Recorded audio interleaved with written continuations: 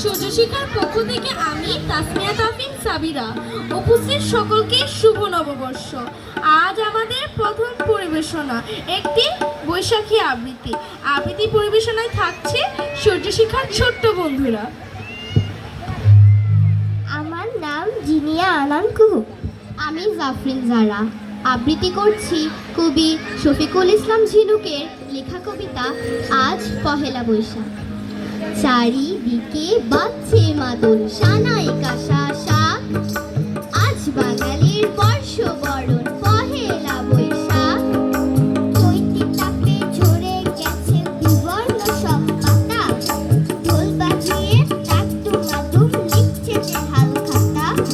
জিলাপি আর রসগোল্লা, কদমা তিলের খাজা, দাদুর হাতের পান্তা ইলিশ খেতে ভারী মজা।